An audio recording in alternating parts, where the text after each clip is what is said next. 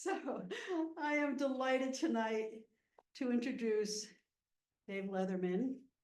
I'm privileged that he is a dear friend, a man of many talents, many interests, erudite, sincere, compassionate, and always giving. I can't imagine how many times this year he will be giving presentations or leading field trips. And if you have a chance to go out with him, it's always a joy. Many of us here have done his I have Halfheimers, I'm sorry. Shrike trips, which he has spent a lot of time documenting what they're eating, how they go about eating them, what's the pattern or the rhythm, what's collected for attracting females, and what's food. So there's a nice write-up in the Boulder County website about Dave. It does mention that he went to college on athletic scholarship and played lots of sports over the years. And I need to ask you, what's your highest high jump, Dave? 6, that's pretty impressive. Wow. So as a Talking about today? 1 inch.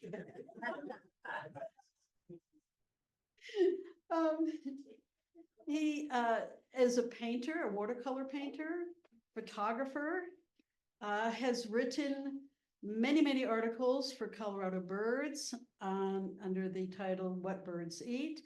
And of course, tonight he's going to encourage you to, after you identify a bird, don't move on, look and see what it's doing. He has threatened to write a book on life in the cemetery. Did I have that right? Life among the headstones. Okay, that's much better. Life among the headstones. And 1,700 trips to a cemetery in Fort Collins. But I guess there's a great variety of trees and lots of nesting birds, and he's been able to see exactly what they're picking off the headstones.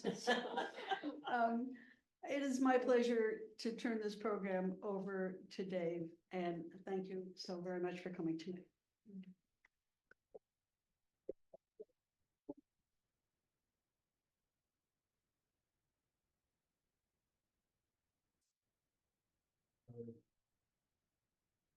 I'm going to try this way. Can you hear that okay, everybody?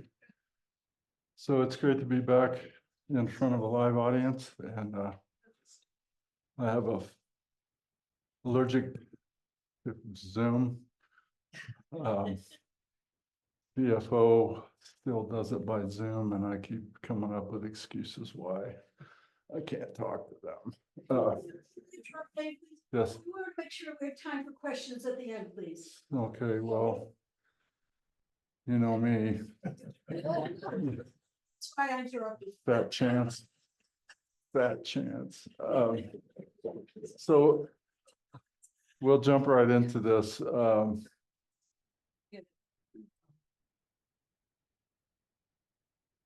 everything a bird does pretty much is for one of two things, two reasons.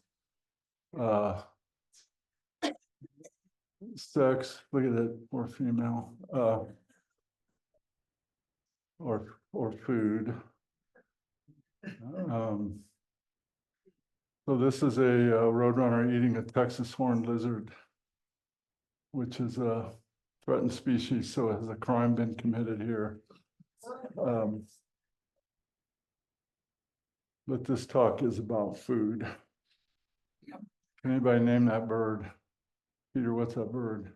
Blue-headed vireo. Blue-headed vireo, yeah. But I was looking at the caterpillar. So I think, learning about what birds eat helps you out in a lot of ways, even if you're a pure lister or chase everything that shows up on the rare bird alert. But I think you're going to see more birds if you went out and had as a theme, I want to see if a couple of the things I see today, I could figure out what they're actually eating. And, you gotta look closer, because a bird just goes like that and it's down the hatch and you know, what was that? It's not as easy as having a scope or a big camera. Birds are quick about this, and a lot of our knowledge of what birds eat comes from studies of nests, where birds bring things to the nestlings and it's hanging out there in a wad on their beak. And you can actually maybe see what it is before it goes down the hatch. But a bird, an adult bird out feeding it, it's really pretty tough to figure out exactly what it is. But I think, you know, you got to learn your trees, because then you can figure out what insects are likely to be on that tree, learn about habitats, and you know, you can maybe identify some food resources, and when you're a field trip leader, scout the area and know where this tree is hot right now, and this is where we're going to spend some time because birds are coming here to eat this certain thing. You know, better at doing a breeding bird atlas, and you're a better teacher, because I think just saying that's that and moving on is not all that interesting to the group. But I think the thing that's really bothering me lately is some of the new things in birding are taking away the very thing that I think is the best part of birding, and that's the sense of discovery. When Merlin's telling you what you think you heard today after you ate dinner and you're sitting on the couch, I don't know, man, what's the sense of, I mean, these kids have got intel about where all the locations are, and you know, Peter and I used to go out and covered wagons, and there was no roads. But when we got there and we got the bird, man, that was exciting. And now you can just rack them up easy peasy, lots of info. And but I think, you know, I get the same thrill out of saying, yeah, I just saw a mockingbird eat this kind of grasshopper that I do getting a lifer. And it's listing in a way, it's a couplet, this bird ate that, and Pick got it. And but to me, it's more fun, and it's our Division of Wildlife was given a charge by our legislature and all their wisdom to only worry about things you can kill and hunt and fish and catch on a hook. And what if hell froze over and the legislature went to the DOW or the DPW and said, we want you to be concerned about all wildlife, everything, including non-game. And they said, we don't know anything about that. And they came to birders and said, how do we manage this property for house wrens? Or what would we tell them other than how many there are and how to identify them and how to count them? If we just got stuck in that listing kind of way of birding. And but if we learn what they're doing, I think we can be better advocates for their conservation. And so this is, everybody knows this stuff, that everything needs those three things to reproduce, which is the goal of evolution, is for every species that's trying to procreate, and their species, profit by their species is the goal. And you need those three things to do it. But if you get into the Birds of the World, Cornell, the big database that really is an amazing compilation of all our knowledge about birds, there is a section in the account for each species on their diet. And it's amazing how little we know about a lot of birds, what they specifically eat, not just insects or seeds, but what seed, what insect, what season, where. You know, unless there was a grad student that really studied that insect or that bird in detail, a lot of those accounts are pretty general. And especially as it pertains to the Rocky Mountains where we are. A lot of studies are done in the East or the West Coast, and the Rocky Mountains, it seems like they always get short end of the stick. And so we've got these cameras, these amazing cameras, and we can document not only what bird it was so that the committee believes you saw some rare bird, but we can document some of this other stuff, like what they're eating. And you can go home and crop in on that mouth and see sometimes things you could not see in the field because of these cameras we have. And it doesn't have to be a $10,000 camera. It could be a $1,500 camera, or some of these point and shoots that go up to 60x. It's amazing what you can see in the way of detail about things like food items. So I think I talked to gardeners about documenting what pollinators on what flower in your yard and what season or date and place. And I think I'm challenging you all to do the same thing with birds and food. So this is their digestive system, which is pretty much like ours, except for those, the crop and gizzard are kind of special organs that birds have that we don't have. And the gizzard is basically a big muscle that it's the muscular stomach that really starts grinding the food. And I see gizzards impaled by shrikes because it's so dense and so tough, they can't eat it. They can't pull it apart even when they stick it on the fence. So they just put gizzards out there for leftovers that maybe would attract a female. But I'd see these red blobs on the fence and what is that? And I finally figured out they're gizzards, bird gizzards. And undigestible, they're so tough and dense. But so here's if you're a calorie counter, this is what you would count if you're one of these birds. And you go from a little ruby crowned kinglet up to a trumpeter swan, and they eat a lot of food compared to their body weight in a day. Compared to us. And of course, the main food of all the birds we see in the summer is insects. A big reason migrant birds leave is because insects that they need are not available.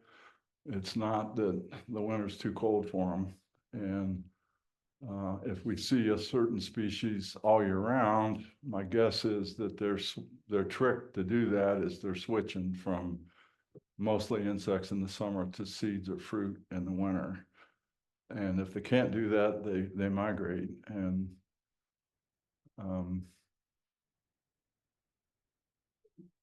looking at a bird's bill probably tells you more about what they eat than any other part of their anatomy. And I always looked at those long-bill curlews, and you assume they're digging something out of deep sand, like on the beach in San Diego, but they're also using that, like Miyagi used his chopsticks to get grasshoppers in tall grass where they nest on the prairie. So that long beak comes in handy summer and winter. But I don't know if you could ever guess what a puffin eats by looking at that beak, but slippery fish. I think that's mostly show rather than functional. But crossbills are they're the best as far as the beak being a tool right on their face. You know, if you want to feed birds, the easy way to do it is just plant a berry bush in your backyard, and there's lots of good choices for this area. And I've included some plants that are on the bad list for a lot of people, like Russian olive I've been accused of sticking up for Russian olive a lot, and I don't stick up for it as much as I'm just saying, let's be fair about this. And it's not the worst plant on the planet. Whatever those puncture vines, that's right up there. And salt cedar or tamarisk, I'll put that way below Russian olive. But Russian olive's got a lot of benefits, and it doesn't always take over, especially in upland habitats. But one tree that I'm high on is this serviceberry at the bottom, Amelanchier. We've got a couple native species in Colorado, so you could say planting one of them, you're planting a native plant. And they've got some really nice cultivars now that look good in the fall with fall color, and they produce lots of berries. They stay small and don't get out of hand and get up into the wires and cause you to do a lot of pruning or outgrow their site. And so I added that one to this list, which I created a long time ago, because I think it's a cool little tree. What is that bird? Is that a towhee? A spotted towhee? What does Merlin say? Rufous back robin. No. So all these birds are standard berry eaters. We all recognize.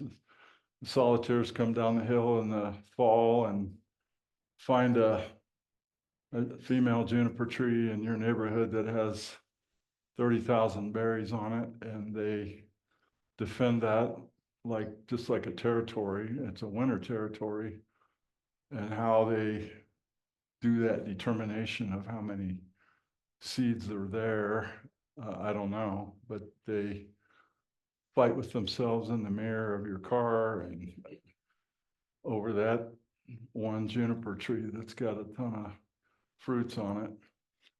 But I think if you want to attract birds to your yard, berries is the easy way to do it. And I'd say juniper is probably the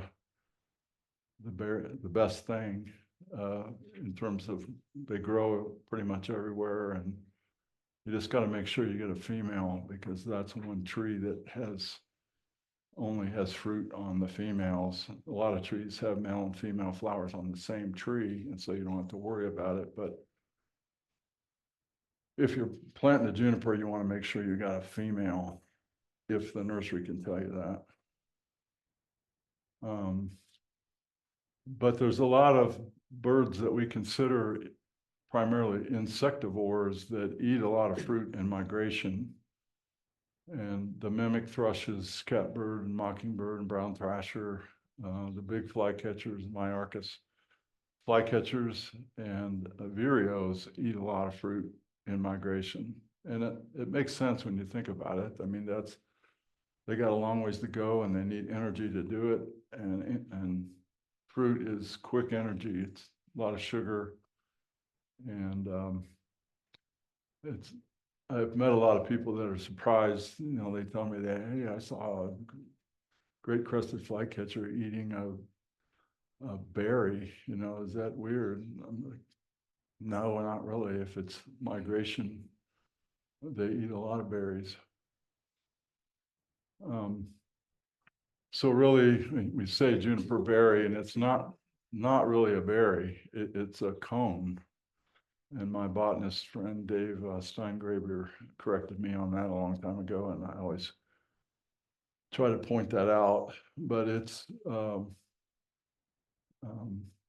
you can see the breakdown of dietary breakdown, and birds do fight over juniper fruit. And these invasions that we get periodically of Bohemian waxwing, like we had last winter, a lot of the reports are juniper, but there's a couple other things. Russian olive, buckthorn, and crabapple are often mentioned in those reports too. And I went through all the stuff on cowbirds, and every one of the reports that had a picture with it that I could see, it was one of those four things. but juniper's by far and away most of the reports. And it's when your juniper tree gets descended on by 50 of them, that's a magic day. And I still have yet to see this phenomenon that you see reported, and that's birds eating fermented fruit and getting drunk and flopping around in the curb and running into I mean, I see them hit windows, but I don't know if it's because of being inebriated. But I still have never seen it, but it's reported enough. It has to happen, and I guess that's the risk you take. But a lot of discussion about whether we should go back to all natives, and I'm first of all convinced that if we went back to all natives, there'd be a revolt, because it's not near as exciting or pretty or diverse as what we can add by adding in some key exotic plants in our landscapes. And the birds adapt to a lot of these exotics or non-natives. And I say, watch everything and see which non-natives are functioning ecologically, providing services for birds. The birds figure them out. They don't care if they're supposed to be there or not. And don't get super hung up on the fact that you've got some non-natives in your landscape or even in your plan for the future. I wouldn't get too excited. I mean, I wouldn't shy away from planting something that you know is going to work for birds, even if it's not growing here naturally.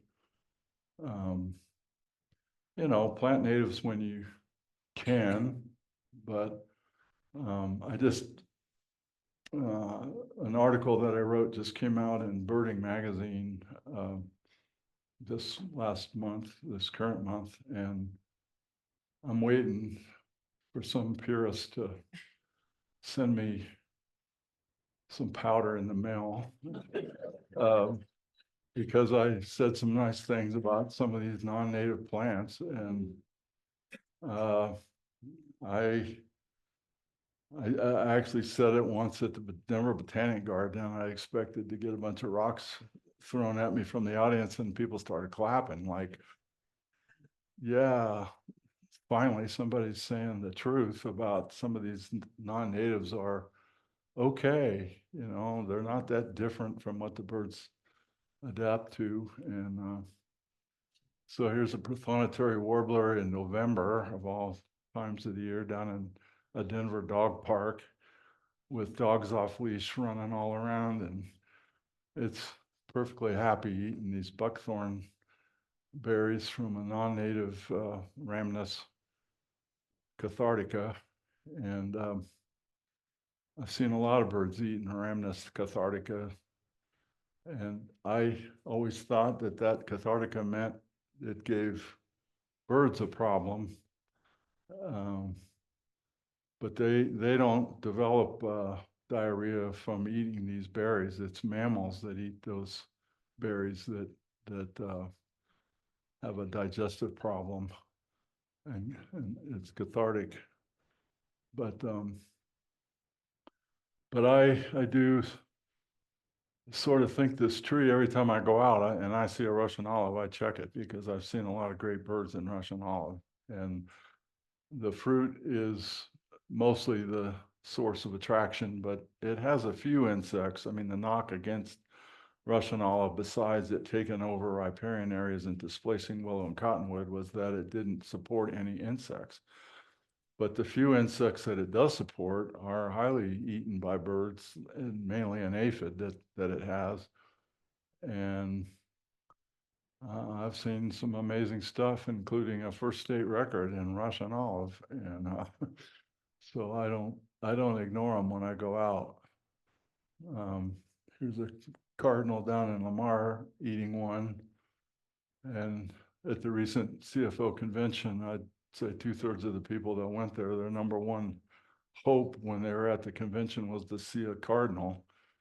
And the LCC woods behind the Lamar Community College is the most bombed out unnatural place on earth as far as the plant mix. There's a few cottonwoods and everything else in there is not so good. And it's one of the big bird hotspots in the whole state. So the birds don't care in most cases. I think we've seen a proliferation of wood ducks along the Front Range because of Russian olive. And I've got this memory in my brain. I went out, I wanted to be the first person on the bike trail after a big snow one winter. And I was breaking trail and I got to this pond and here was 40 wood ducks. One female was the designated beater and she had to go up in the tree and thrash around and all the rest of them were down underneath waiting for her to knock fruit down. And that burned into my brain how important Russian olives are to wood ducks. I mean, they're got a lot more terrestrial diet than most ducks anyway. I mean, they eat acorns and lots of upland forest kind of foods, but they've certainly learned to like Russian olive. And if you've never eaten one, it's not too bad. Don't eat the pit, but the meat around the pit is like weak watermelon if you pick the right one. Some of them are kind of nothing, but some of them are mildly sweet and they're not bad. Of course, sapsuckers, to me, they're kind of a unique set of birds. We have three species in the state. Williamson and red nape are breeders, and the yellow belly sometimes in the winter. And they've got a unique habit of pecking on live trees, making the sap to flow, and then they drink that sap. And if there's any insects that get caught in that sap, they'll eat them too. But the main thing they're after is the sap. And this is something I'm on my bucket list to get a picture of, but I still haven't been able to do it. And that's hummingbirds visiting the sap wells. And Paul Ehrlich, a famous ecologist that used to have summer sessions up at Gothic, he and his students determined that sapsuckers migrating and putting holes in trees and causing sap to flow was of major importance to migrating hummingbirds, and that they're, especially in the spring when they're traveling north, there's not a lot of flowers that are blooming, and they really depend a lot on plugging into those sap wells for a gas station on the way north. And a lot of people that camp say they see this alders around the campground. They see hummingbirds visiting the sap wells. And I've seen it a few times, but just fleeting and never been able to get a picture of it. So I stole this one off of John Schmidt on the Cornell site. But the sap well starts out just a peck mark and it clogs up. And if the sapsucker is staying in that area and wants to keep using that sap well, they rework it and unplug the faucet. And so it starts out like that and ends up like that after they've reworked it several times. And you know, some of those oblong patches, you can see the little rings. You can't see it quite in this picture, but if you get closer, you can see it. And some of those have been reworked a dozen times or more. And they rework the top edge of the clogged sap well, which seems counterintuitive since the moisture is coming up, but that causes it to flow again. Whoops. Here we go. That is a spotted towhee. It is a spotted towhee. Drink your tea. That's more like Eastern now. You better get out there, Peter, and check it out. But conifer seeds in this part of the world are super important. And there's a guy at the University of Delaware, Dr. Ptolemy, who has written books on what birds eat based on him and his grad students and lots of study of nesting birds and what they're bringing to their nestlings. And he makes a case for the ultimate food item in the East, at least, is caterpillars, deciduous tree caterpillars, and specifically he champions oak trees. And I think the picture out here is a little different in that we don't have the diversity of deciduous trees. Our cities sort of do, but in the mountains, I mean, you got cottonwood, aspen, narrowleaf cottonwood, and a few minor deciduous trees. We just don't have the caterpillar diversity that they do back east. And I think things like conifer seeds and grasshoppers are a lot more important in the West for staples for our birds. And, you know, conifers don't produce a big seed crop every year. It's maybe once every 3, once every 5 for some of them. And birds like crossbills that depend on seeds of conifers have got to be nomadic. They've got to roam all over finding where is the regional bumper crop this year, because it's not every year in the same place. But all these birds, the nutcracker, the mountain chickadee, red crossbill, and redpoll, are heavily dependent on conifer seeds. And I love crossbills. I think they're just a really cool little species, and or multiple species, and how they use that beak is miraculous. I mean, they're amazingly good at how they use that beak to pry open those scales on the cone and then reach in with their tongue to get the seed once their tool has done the opening job. And so the crossbill, if you got to eat 3,000 a day, you got to bust it from dawn to dusk to get that many. I mean, you do the math and figure out how many they got to get an hour and how many they got to get a minute, and they got to sleep and they got to drink and they got to do a lot of stuff in between. And so their day to get that many seeds is not hanging out on the highway like some of these guys you see leaning on shovels. They're busting it. And they drink a lot of water because they're drinking that dry, eating that dry cereal, and they've got to really wash that down with a lot of water. And there's a lot of resin on those seeds, and they've got to dilute all that. So they drink a ton of water for their body size. But they also eat other foods, and these are all things that I've seen them eat. They open up insect galls. So a gall is a swelling on a plant produced, and then the insects developing inside that gall. And I call them pinatas. And so they bite those open and get the insects inside, like that petiole gall aphid. And then I've seen them getting seeds out of alder catkins, opening up rolled leaves that have a caterpillar inside of there, and then also eating scale insects like the European elm scales in that lower left. So they eat a lot of protein in addition to their conifer seed diet, especially during nesting season.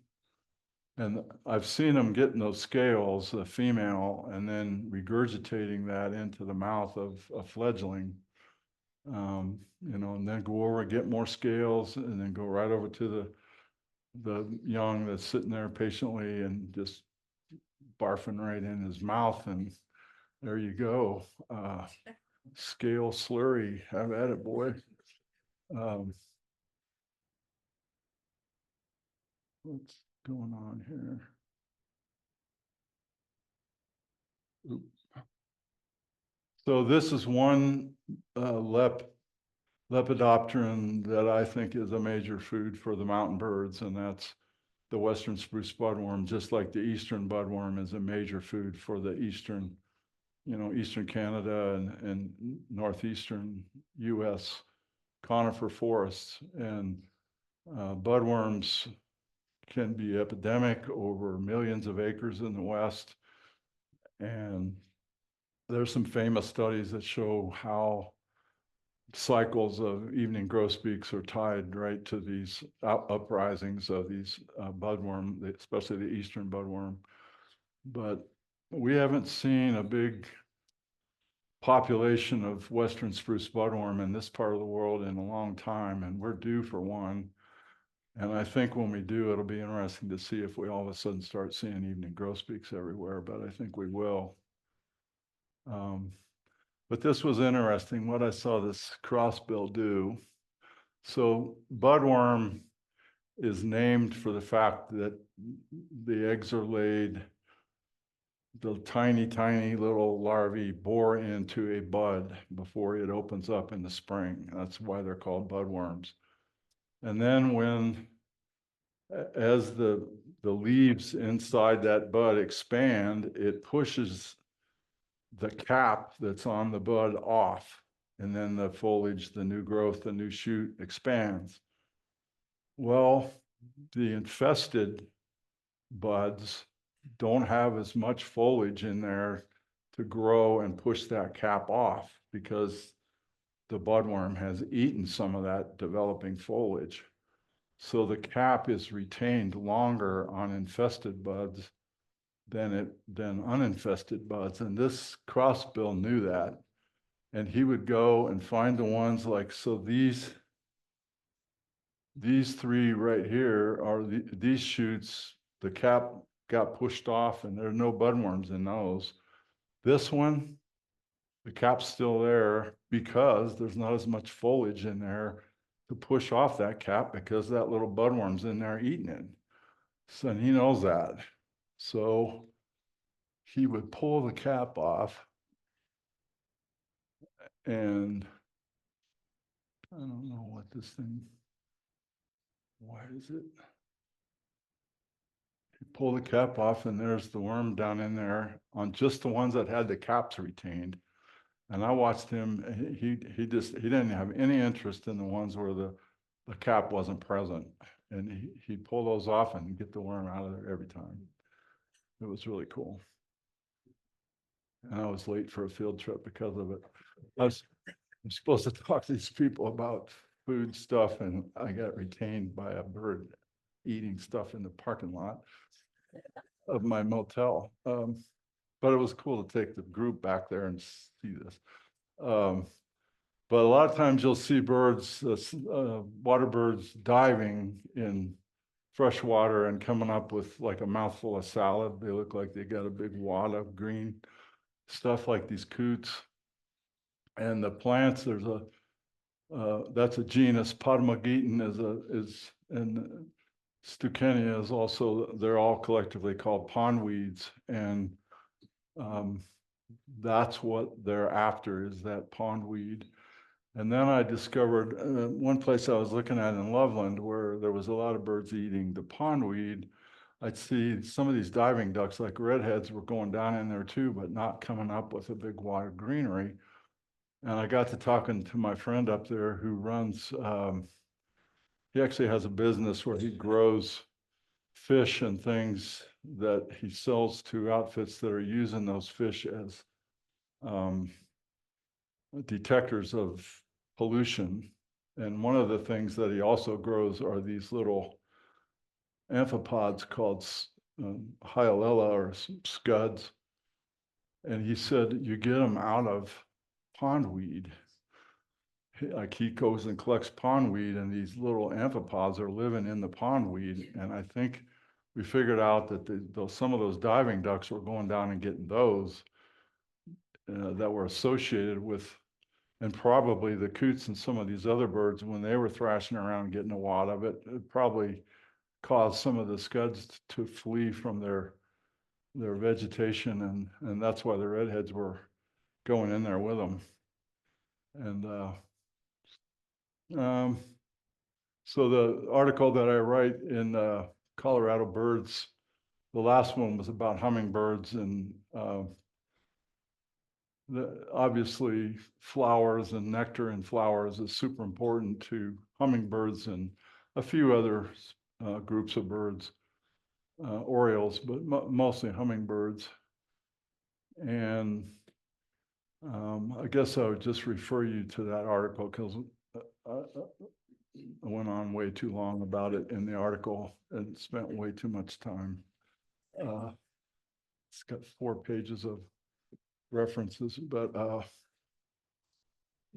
so one plant that is kind of going out is we overplanted green ash in our cities as one of these plants we decided to enhance our urban forest with, and now emerald ash borer is coming into the scene and taking out the green ash. But green ash is important to birds. That's another tree that has male and female trees, and the female trees produce these big wads of seed that look like canoe paddles, and the birds bite the wing off, the big fat end, they bite that off and eat the kernel, the seed. And when we see a lot of Cassin's finches down in town, and a lot of other finches eat those in big numbers. So green ash is, yeah, it was overplanted and it's maybe on its way out. We're probably not going to advocate planting green ash anymore because of the borer, but I think we'll still see some green ash left after the borer does what it's going to do, and they're important to treat birds. Here's a wood duck eating, like this 2 years ago, there was a massive crop of ash produced, and they were floating all over the lake and city park in Fort Collins, and the wood ducks were scarfing them up and breaking. You can see what he's doing. He's crunching off the kernel, and the wing was left on the ground. But there's a lot of groups of insects that are important, but these are the ones that I think are most important. And I said, I don't think caterpillars of moths are as important here as they are back east, but they're still very, very important. And we do have a great diversity of moths out here, but a lot of them are very small species. And I don't think the caterpillars just provide the volume of food that they do in the east. I don't have any data, but that's just what I think. So everybody's seen this moth, the white-lined sphinx moth, or everybody calls them hummingbird moths, and you see these things hovering around your petunias at dusk and wonder, was that a hummingbird? Was that a moth? What was that? And the caterpillars are very diverse. Some of them are dark, some of them are green, but they've got a little horn on the back. So most of the sphinx moths have a little horn on the back, and larvae are often called hornworms. Tomato hornworm is a good example of a sphinx moth, another one that you're probably familiar with. But birds eat them both as moths and as caterpillars. And there's a Say's Phoebe and Jane Stolp's yard down in Lamar. And the other two, that's a thick-billed longspur north of Fort Collins, and then a house sparrow. But I watched that house sparrow just thrash that. Just thrashed the heck out of that. And it wasn't like I don't think he was killing it. I think what he was doing was whopping the bad juju out of it before, because a lot of these insects have got bad, toxic, distasteful chemicals, especially up around their mouth and in right at the big cavity in the thorax. And you see some birds bite the head or the thorax off and then eat the rest of it. And they know about this toxicity, and there's different ways to deal with it. And that house finch dealt with it by just wailing on it. And but odonata are heavily sought after by birds, and many different kinds, from falcons to kingbirds, swallows, kites, you know, the kites down in Lamar, they eat almost exclusively dragonflies and cicadas. And here's the famous tropical kingbird that was down in near Chatfield. It was eating dragonflies, big darners. It was going up on a, I mean, birds are opportunists and they'll do whatever it takes. And this one was going up on the side wall of a remote storage building and getting stuff off of there. And it was eating Russian olives. It was eating dragonflies. I mean, it was a long way from where it should have been, and it coped fine. And I'm assuming it's back in Texas or Arizona, maybe Arizona. But galls are fascinating, and they're a great thing if you want to work with kids and insects and have them open up a gall and find the bug inside. Each species makes its gall on a pretty specific host usually, and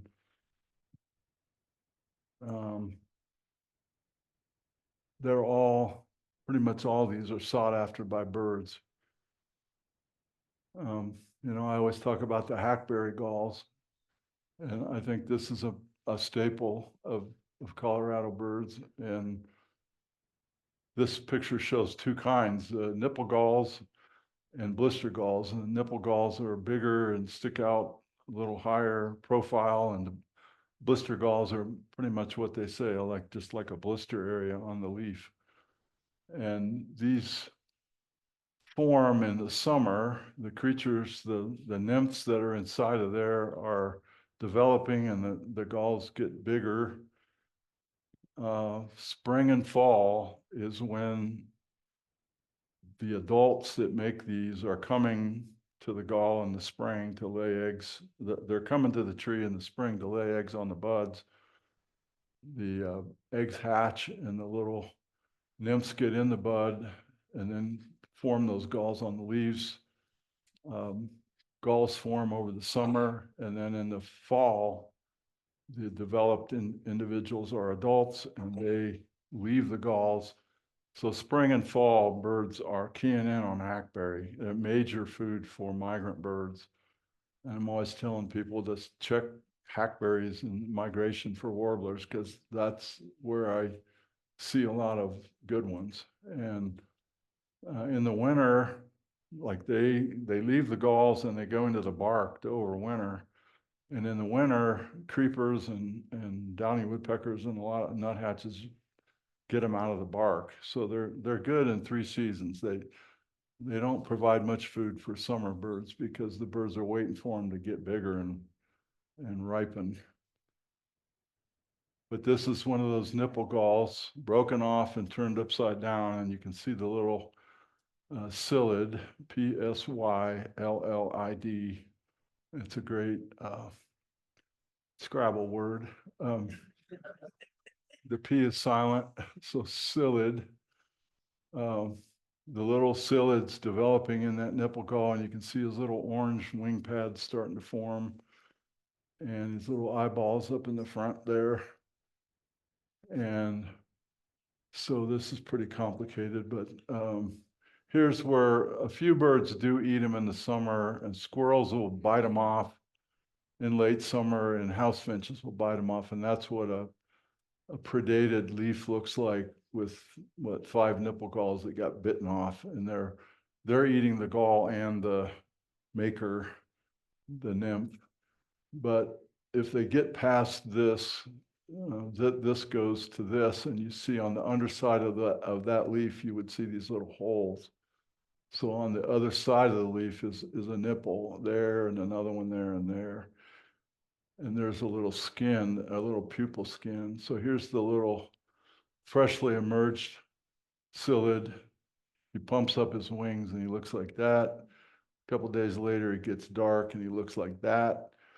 And that's what they're scarfing on when they're in the trees in the fall, as these are en route from the gall to overwintering sites in the bark, either the tree they grew up on or next door tree. What I see a lot is that if there's a hackberry tree that's bordered by spruce trees, they love to go into the spruce. The spruce has got a better bark architecture for overwintering than hackberry does. So you'll see a lot of these warblers, they'll be in the hackberry and all of a sudden you'll see all the warblers are in the spruce trees. And that's because they're following the little insects as they go into hiding in the bark, and the birds are following them. But here's a Cape May warbler that was doing that. He's in a spruce next to a hackberry and he's getting lots of hackberry psyllid adults.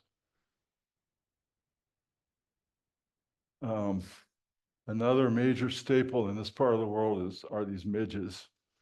And probably maybe not now, but when you were younger and more foolish, you were one of those birders on the trail that was flailing at the little cloud of insects, the quote mosquitoes that were chasing you down the trail. And you see people all the time on bike trails doing this, and I just laugh.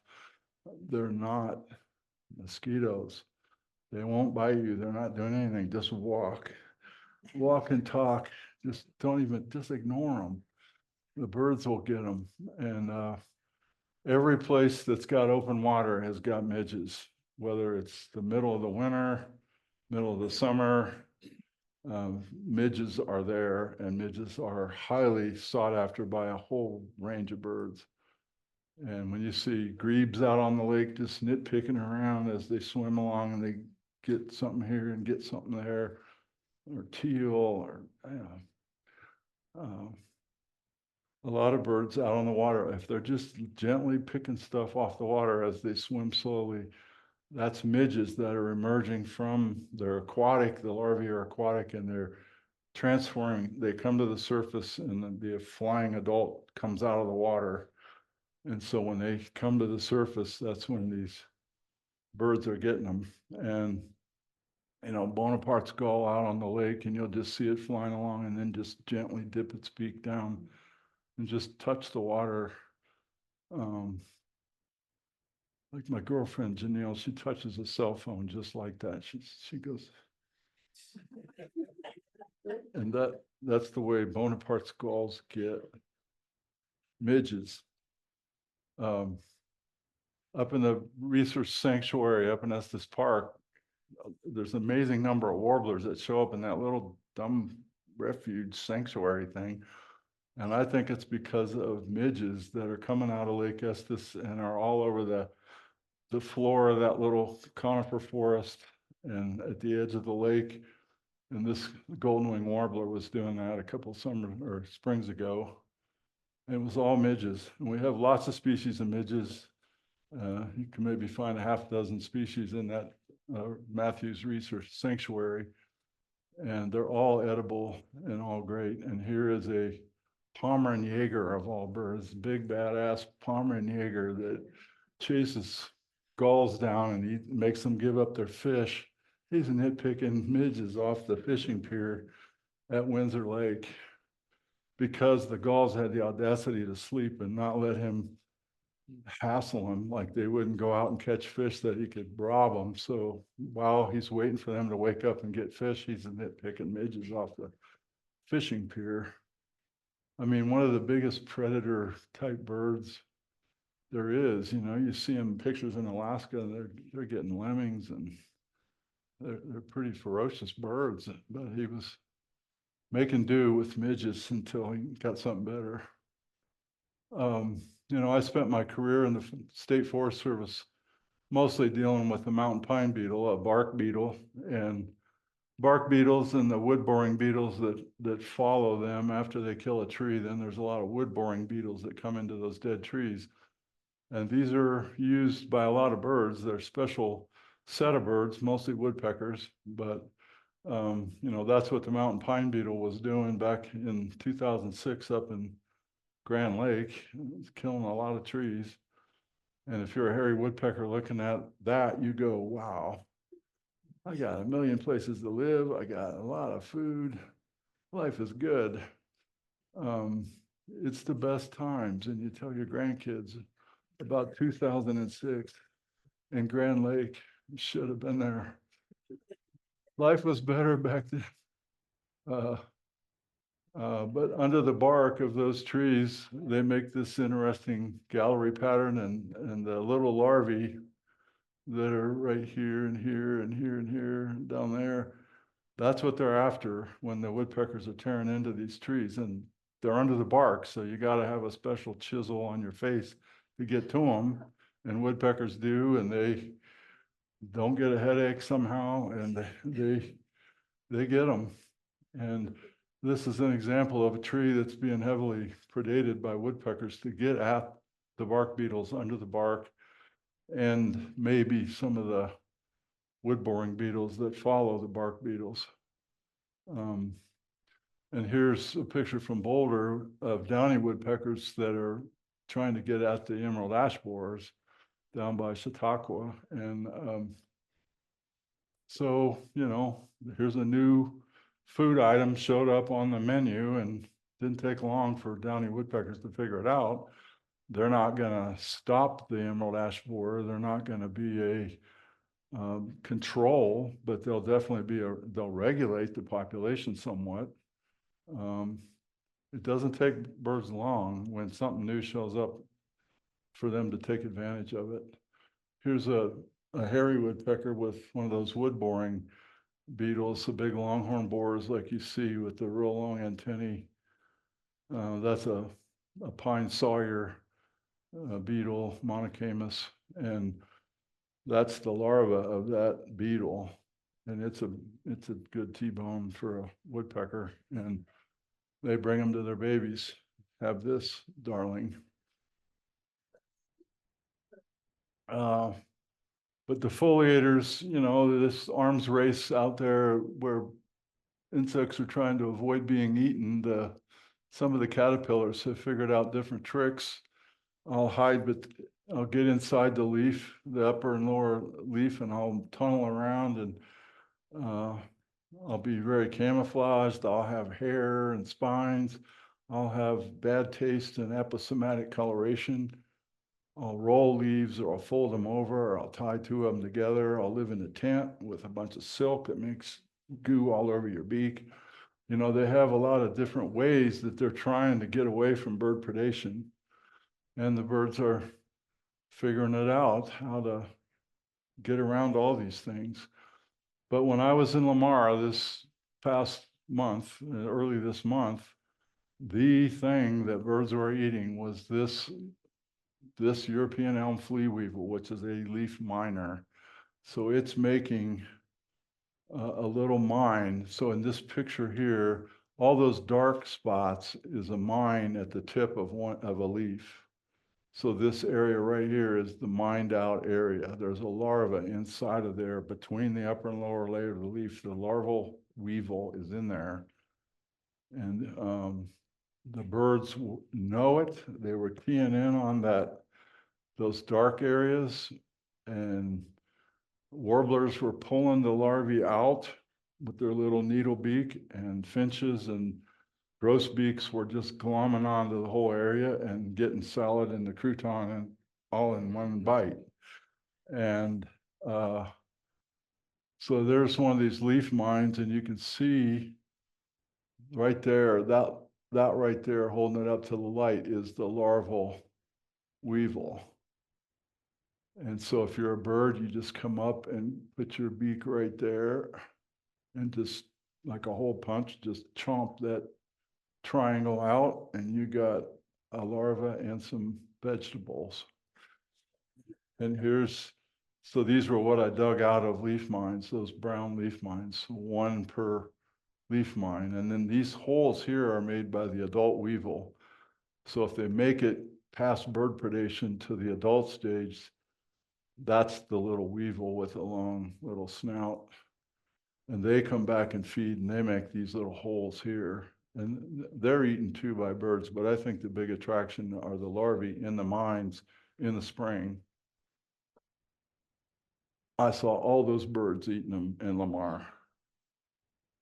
That's a pretty good list of birds. I mean, if you're a lister, there's some good stuff in there.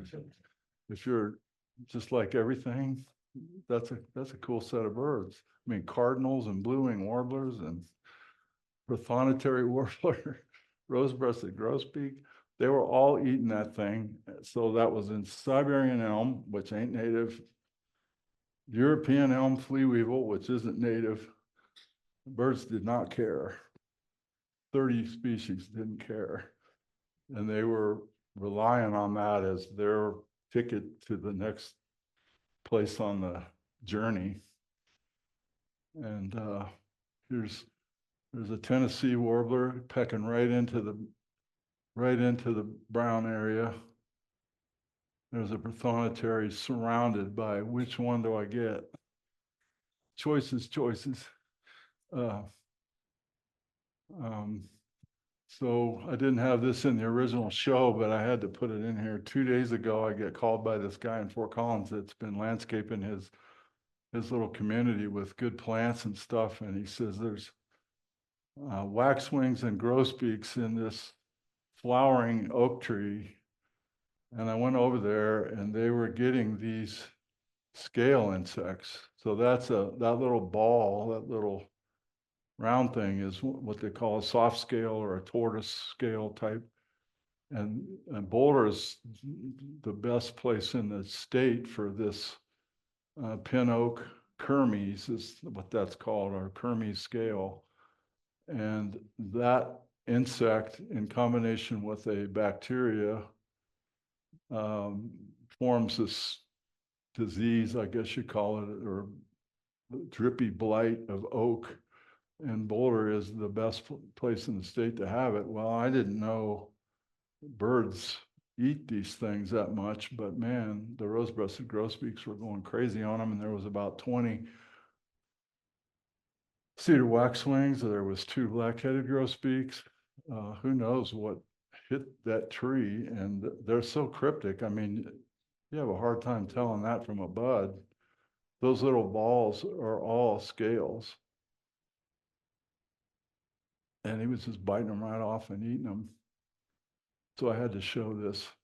So there's the grosbeak going after him.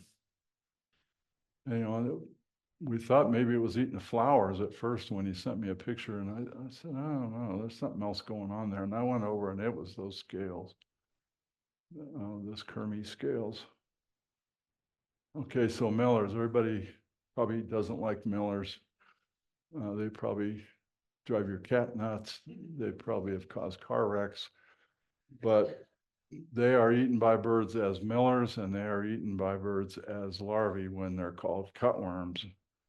And we have lots of different little brown moths that are all collectively called millers, but the miller is the army cutworm, and that's what the larvae look like, the cutworms, and they are a major pest of winter wheat and are sprayed. They're crop dusted for, but when they make it to a moth, they migrate from the prairie where they're feeding at the base of wheat plants and other weedy plants, and they fly to the mountains to summer in the mountain meadows on wildflower nectar. And Pam is falling asleep. But there's one that it was spring snowstorm, and the only vegetation was right along a road, and this thing was right down in that strip pulling out millers and cutworms. But here's Jane Stolp again, her yard, famous yard south of Lamar, but there's a brown thrasher with one. There's a black-headed grosbeak, a Baltimore oriole, white-crowned sparrow, Audubon's warbler, Bullock's oriole, prothonotary warblers, black-throated greens were eating them. Everything was eating them. So millers, a hated insect, but it's valuable to birds. And I had to go to a military base one time because the commanding general wanted to cut down these trees that he thought were harboring millers, and the forestry staff called me to try to talk them out of it and tell them that the millers are on their way and you just have to be patient and they're going to leave. And this guy that was running the meeting says, what good are these moths? Are they good for anything? And I said, they're good for birds. And they're also eaten by grizzly bears in Yellowstone. They tip over boulders and get them when they migrate up to the mountain meadows.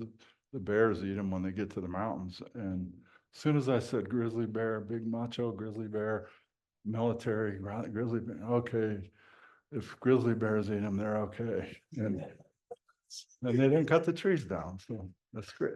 It was a great deal, great night. Aphids, everybody's got aphids, every plant's got aphids, and birds love them. Ants love them, yellow jackets love them because they produce sugar. They suck the sap of the plants, excrete the carbohydrates, utilize the nitrogen compounds, and that sugar is highly valued by ants that tend them like cows and yellow jackets and stuff. But this is a famous Tennessee warbler up there at the plant garden at CSU that stayed in one tree for multiple days, just scarfing aphids. And she got so fat that she developed cleavage. And because she was a Tennessee warbler, I named her Dolly. And so here's two aphids on Dolly's beak to prove to you that that's what she was eating. And finally, the snowstorm was coming and she left. But man, she spent multiple days just eating aphid after aphid after aphid. And I'll just point out that wrens are major consumers of birds, of insects, earwigs, crickets, caterpillars, everything. Wrens eat a lot. And flying ants and termites are also heavily sought after when they occur. So these would be ephemeral events that happen, just serendipitous events when the ants are flying up out of the lawn or the understory, when the termites are flying in the spring. A great example of how these birds take advantage. And flying ants are highly sought after by a lot of different birds, but it's pretty cool to see a little red-breasted nuthatch going out acting like a peewee and getting flying ants and coming back and being a perfect little flycatcher. And nighthawks love them. When you see those birds coming down low in the spring and cruising over the grass, it's probably a flying ant event going on. And it probably rained the night before, softened up the ground, and then the ants emerge to so the flying complement of the colony, the flying ones are the ones that relocate and start a new colony, but they don't do that but one or two times in the summer. So birds eat other birds. There's a merlin eating a red-winged blackbird, and there's a young bald eagle eating a Canada goose. So when Eurasian collared doves showed up, I got on Co-Birds and I said, what is going to eat Eurasian collared doves?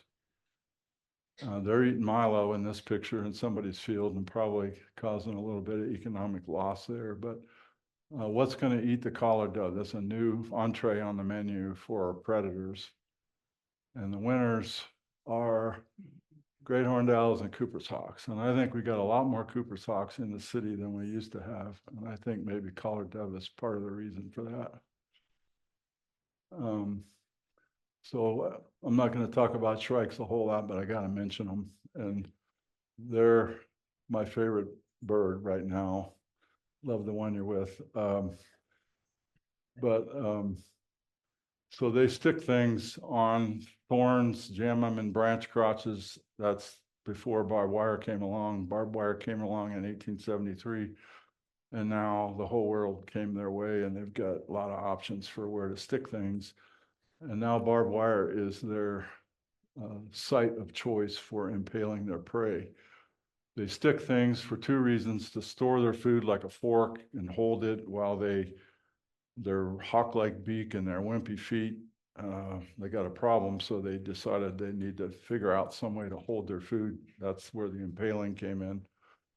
And they also are migratory, most of them. And when the males migrate back, they stick a lot of things so that when the females show up, look at me, I bring home the bacon, look at all this stuff I got for us. And so there's two reasons in the literature, accepted reasons why they impale things. I think there's other stuff going on, but I'll never be able to prove it. But this is the main prey item that I see on the eastern plains of Colorado is this particular grasshopper, Xanthipus corallipes, the red shank grasshopper. Has these big bright red hind legs. And I would say half of the things that I see on the fence are this particular creature. It's a big grasshopper, it's abundant, and they find them. But all these things end up on the fence. And it could be a shorthorn lizard, it could be a beautiful scarab like down at the bottom, it could be a skink over there in the lower left. It could be moths, tiger moths that are advertised as inedible. And Pam and other lepidopterists have told me that they're probably not eating those, but that's probably strictly for advertising and eye-catching thing for the female to see. But they get a lot of birds. I've seen baby birds without any feathers hanging on the fence, like they're going into nests and getting stuff. And you can see why our grandparents called them butcher birds, because they seem pretty brutal. But like I always say, a chickadee eats 3,000 aphids in a morning alive. What do the siblings of those aphids think of a chickadee? I mean, that's just as brutal. It's just delicate and miniature, and it doesn't seem as bad, but or as it doesn't seem like they're butchering aphids, but they are. And then we had this a couple summers ago, a cowbird egg on the fence. I had never seen this before, and I'm going, I didn't know what the egg was, first of all, and Rachel Hopper sent it to iNaturalist. It came back cowbird egg. Then we go, okay, what is going on here? How did a bird carry an egg? That's the first question. Did it stick his little talon through delicately into the egg and carry it over to the fence and then stick it on good? Because it was a whole gooey egg when it got stuck on there. Why didn't the cowbird just throw it out? Is the cowbird saying to his wife, look at me, I recognize this bad thing in our nest, and I'm saving the day, honey? Or is he telling cowbirds, don't do this again, I'll kill you?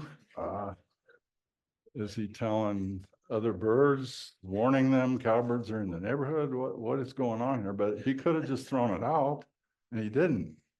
He went to a lot of trouble to do that, and I want to know why. And I never will know why, but and of course prairie dogs are good, we all know that. I got to throw these in for Karen, these mammals. We got short-tailed little rodent is probably going to be a vole in the genus Microtus. If it's got a longer tail, there's a lot more possibilities of what it could be. It could be a deer mouse, it could be a house mouse, it could be a grasshopper mouse, it could be a lot of things. But here's a red-tailed hawk with a vole. You see the little short tail, and that tail's pretty long on that red tail flying over the John Martin Reservoir Dam, and that's a mouse of some kind, probably a Peromyscus. But major food for hawks in the winter, and shrikes. Northern shrikes get a lot of mammals. Crayfish is a major food resource. We got 7 species in Colorado, and they're all in that genus Orconectes. And here's a white-winged scoter that's got one. So a lot of birds eat crayfish, and gulls are smart enough to declaw them before they swallow them. So he's pulling the claws off, and if you do eat one with the claws on it, you always eat it tail first. Every bird I've seen eat one of these eats it tail first so that the claws are pointing out and not coming in to the neck that way. We've all seen this on a lake where there's a big frenzy, a bunch of birds are flying around and all of a sudden they concentrate in one little area. What's going on? That fish is probably the answer. And that fish is probably that. And the gizzard shad is a school fish. I mean, they school and they, a lot of them are small, but they get pretty big, but most of them don't make it to that size. And gizzard shad is a major fish resource for our birds, mergansers, gulls. You see a lot of examples of kleptoparasitism where one bird's stealing from another bird because of shad. So the gulls wait for the diving birds to bring one up and then they hassle it and steal it. Some ducks steal from other ducks, and it's a big bad world. And then thank goodness for scavengers. When the ice goes off and all those fish that were oxygen starved are floating and dead, they get cleaned up pretty fast. And gulls, crows, ravens, some raptors like bald eagles will eat a lot of them. And the turkey vultures are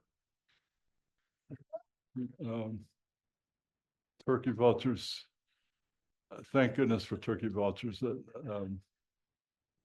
my favorite scavenging thing was a caracara down in Texas eating a road-killed skunk. Remember that song? Some of you are old enough to remember that song about happiness is a dead skunk in the middle of the road. Who sang that song? Who sang that song? Warren Zevon? Did he sing that song? Dead skunk in the middle of the road. Yeah. Anyway, and then I'm sorry, but I had to show this one. I couldn't believe it when I saw it, but I stopped and blocked traffic to get this photograph because I knew this wasn't going to last very long. But I mean, it makes a lot of sense. Why peck a hole when he already got one there and you want to get guts and intestines? Go with the easy way. But anyway, to reiterate, looking at this stuff, I think makes you better in all these ways. And so I got some questions for you. What was the limpkin eating that was here in Boulder last summer? I don't know the answer. Did anybody see it eating worms, like pulling up look like earthworms? Because the one out at Rama Reservoir on the Eastern Plains was eating annelid worms, big earthworms, nightcrawler looking things. But I never heard anybody in Boulder say what that one down here was eating. And I know a ton of people saw it, and it was always foraging. And some of the pictures look like people were fairly close, but I never did see anything in the pictures to tell me what that bird was doing, or what are the birds at Leatherman Reservoir? What are the shorebirds getting? And what are the birds in your yard getting besides what's in your feeder? So I want to challenge you to learn these trees. Nothing worse than being on a field trip when somebody yells out, "It's in the pine tree." And all I'm seeing is spruce trees. So I'm looking all over. And oh, I mean that pine tree. You mean the spruce tree? Yes. Okay, now I'm on the right tree, but the bird's gone. I mean, we can learn these birds. We can learn as a third cycle California gull. We can learn that. I don't know. But I wanted to mention this book, and this is a book that's available from Extension, Boulder County Extension. You can get it. It's probably, I think it's $50, but it's the woody plants, insects and diseases of woody plants in Colorado. And it's got an index in the back where, oh, let's say you see a bird in your elm tree or in your honey locust tree. You can go to the index there and it'll tell you it's a host index. So it'll tell you, here's all the insects that occur in a major way on honey locust. Here's the ones on the branches. Here's the ones in the trunk. Here's the ones on the cones. And I think you can figure out a lot of stuff if you had this book. If this interests you at all, I would recommend getting this book, and you can come up and look at it. But it's the best book of its kind in the United States. And my buddy Whitney Crenshaw was the ramrod of that, and it's a really good book, good photographs. So this column that I write is in the journal Colorado Birds, and we've got about 57 of them now, and I'm told that the Western Field Ornithologist is going to consolidate about 40 of them into a special publication. So I'll believe that when I see it, but supposedly it's in the works and it might be available to get. But anyway,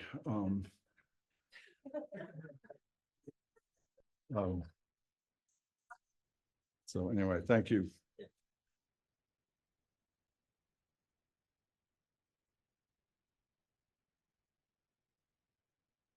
Dave, thank you for a wonderful talk. Really appreciate it. We do have some time for questions. Could somebody turn all the lights on? You just flip all the switches there on the left. Thank you. Any questions? Nothing? Wondering what some bird is Guys being... are sleepy. Okay, Pam? The hackberry nipple galls. Yes, ma'am. I have a very young hackberry tree, and oh, it was just nothing but nipple galls. Is that? Not hurting it. It's not hurting, okay.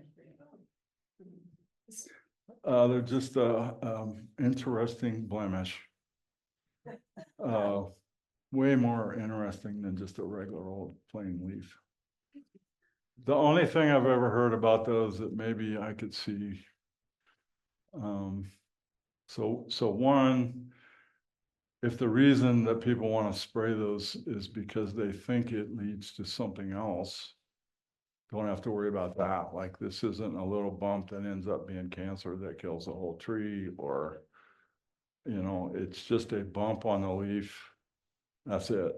And it maybe diminishes the photosynthetic surface a little bit. And, you know, you say, if you got a leaf with 30 of them on one leaf, you know, 3/4 of the leaf surface is bumps. I could see where that tree is maybe not photosynthesizing as well as its leaf that didn't have them, but I've seen trees that are heavily infested that don't seem to be suffering any.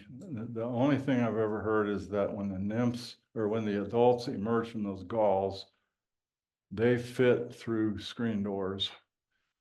And some people have said they're coming in my house and they're biting me and all this stuff, and I don't know if I believe it, but I can believe they might be coming, especially the little blister gall one. That's half as big as the adult's, half the size of a nipple gall psyllid, and I could see them going through screen doors pretty easy. But, you know, just shop vac them up or whatever. So I don't think that's a legit deal, but I've heard it a couple times.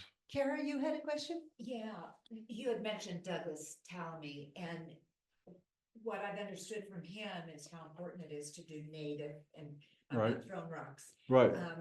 And in terms of the experiments that he and his grad students did with shaking out Right. insects Right. and worms, and I just wondered. Well, his famous, I don't know, they studied white oak, and they found 510 species of moths on white oak. And his neighborhood, where he first got the idea that we're doing this wrong. I mean, he's obviously got money, and he lives in an area where everybody's got a 35-acre ranchette or an acreage.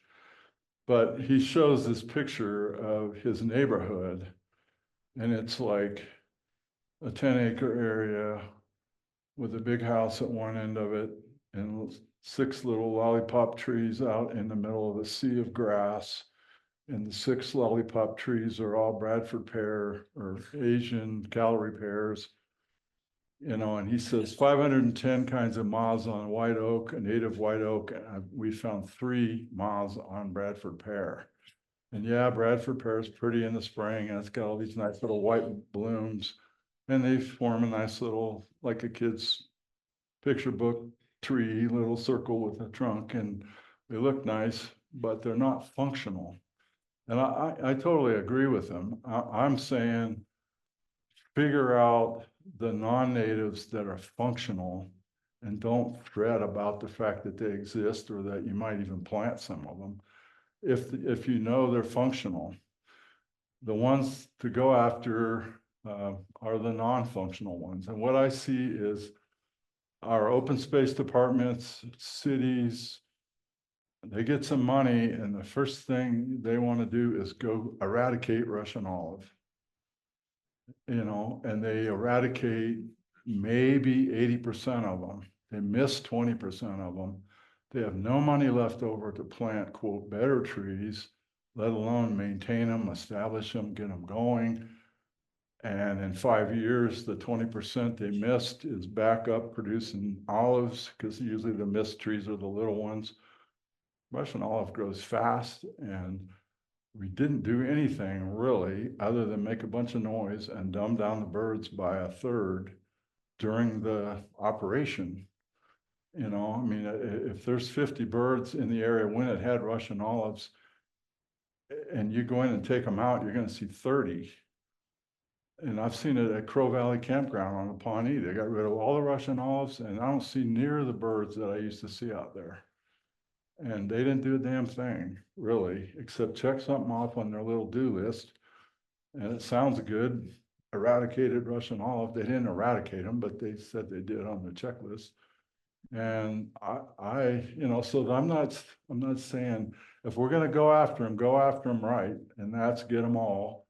Plant something better, plant peach leaf willow and plains cottonwood and establish them, protect them from beavers and deer and mountain bikes and everything else.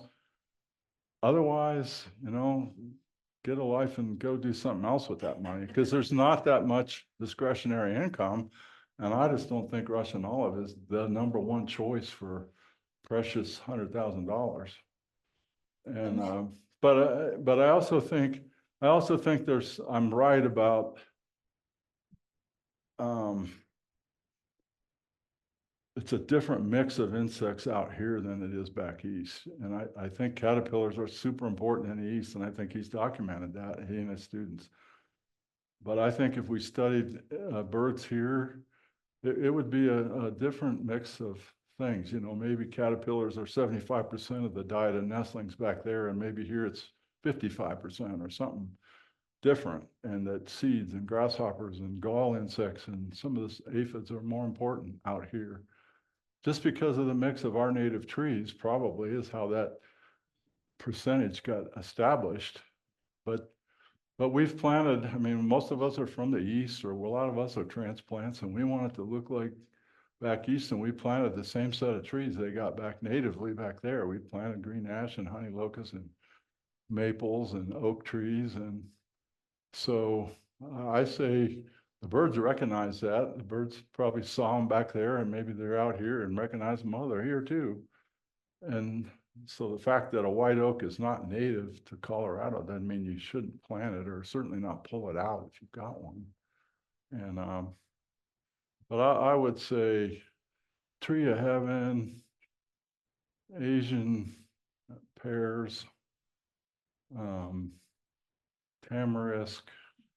I can see going after those, you know. But even Siberian elm, man, if we took Siberian elm out of the Eastern Plains, those towns would be naked. They wouldn't have anything out there. And the birds are certainly, like that picture of the flea weevil, 30 birds were loving them in Lamar. And they were all in just nasty old Siberian elm with bugs. Birds were moving on down with that as their only option. or one of the main option they chose. There was other options, but they chose that. That's what they were in. I could go every morning and they'd be right back in those same trees. When they had a cottonwood right next to it, a native tree, they were in the Siberian elms. We have time for just one more question. Maddie, I think you had your arm up. Yeah, I had a fascinating time watching a great blue heron beside a creek, working on a fish it had caught. And the thing that interested me, first it was like mouthing it with that long beak. And I figured, is it trying to kill it? Because the tail had been flapping in on the fish. And then it worked it in, and you could watch the bump of fish going down that skinny neck. And then number one, I don't know how they don't choke. And when they mouth them, are they breaking all the bones or crushing it? How do they eat a fish? I think their throat expands, It looked awful. yeah, no, it's hard to watch. And I've seen some great blue herons that pick that one they can't handle. It's too big. So it's not like they got limits. And some of these carp, 15-pound carp's about It looked more sun. the limit. Fishy, small. But can they get them back out? Yeah, if they're not down too far. I mean, I don't know. I don't know about the breaking their ribs part of your question. I think the mouth in it was probably not, I would guess it was orienting it so that the scales were not going down in reverse more than it was killing it, because I don't think they care if it's alive when it goes down. I see a lot of birds eat live snakes right down the hatch. That's But amazing eating. yeah, well, I bet you if you went into a frat house and watched them eat, it would be just as disgusting. Just guessing. Well, I really want to thank everybody for coming. We had a great crowd tonight, and that was a real pleasure. And Dave, thank you so Sure. much for a fascinating talk. Thank you.